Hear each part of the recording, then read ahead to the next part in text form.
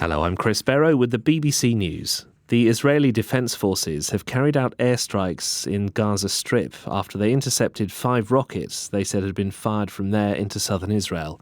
It comes shortly after the IDF announced they were withdrawing from the town of Jenin in the occupied West Bank after a 2-day military operation. Anna Foster reports. Because of the size and the scale of this operation, the number of military vehicles, the number of soldiers that were involved, the withdrawal, I think, is expected to take some time. But certainly the signs were there a few hours ago. We saw crossing through the West Bank barrier back into Israel, some armoured vehicles, we saw troops, and interestingly, perhaps a key indication that the operation was nearing its end, we saw a large military helicopter landing, and that turned out to be carrying Benjamin Netanyahu, the Israeli Prime Minister, and Yoav Gallant, the Israeli Defense Minister. Kiev has again accused Moscow of planning to stage an incident at the Russian-occupied Zaporizhzhia nuclear power plant and blame it on Ukrainian shelling. Ukraine's armed forces say recent information shows foreign objects similar to explosive devices have been placed on the roof of the station's 3rd and 4th power units. Ukraine's ambassador to the International Atomic Energy Agency, Yevgeny Cymbalyuk, told the BBC the situation was very worrying.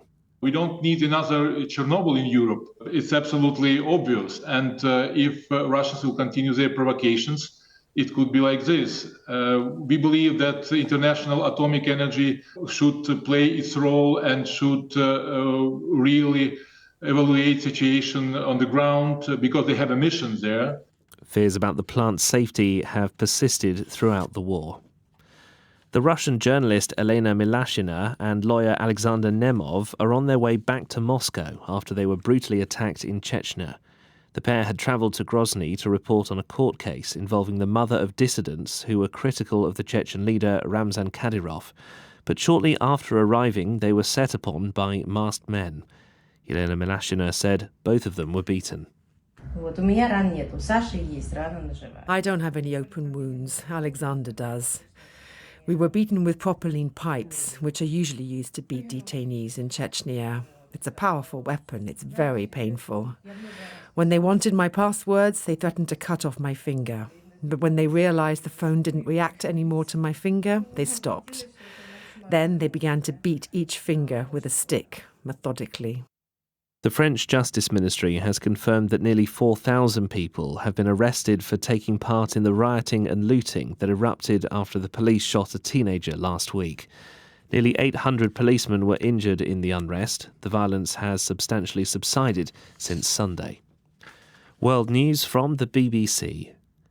The Colombian leftist rebel group, the ELN, or National Liberation Army, says it will cease attacks against the military ahead of a bilateral ceasefire that's due to begin next month. It announced the move via its central command, saying it had issued orders to all of its units to stand down starting from Thursday. Will Grant reports. The ceasefire announcement by Colombia's last active guerrilla army is hugely significant for the South American nation.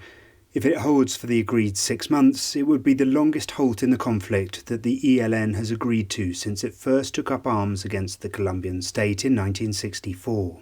The Defense Minister, Ivan Velázquez, also confirmed the Colombian armed forces would be instructed to halt all their offensive actions against the ELN from Thursday. It comes after the much bigger leftist guerrilla army in Colombia, the FARC, signed a peace accord in 2016 in Havana.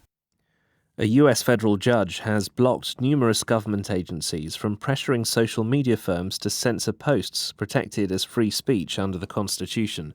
The injunction was issued in response to a lawsuit brought by Republican legal officials from Louisiana and Missouri. Top White House officials and the FBI are among those being restrained.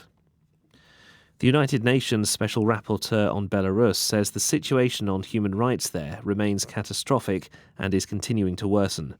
Anais Morin told the UN Human Rights Council that Minsk was deliberately quashing and purging society of any remaining dissenting voices. Her annual report says more than 1,500 people are still being detained on politically motivated charges. Scientists in the United States say they've discovered that elephants eat a varied diet, choosing from hundreds of plants to suit their needs and appetites.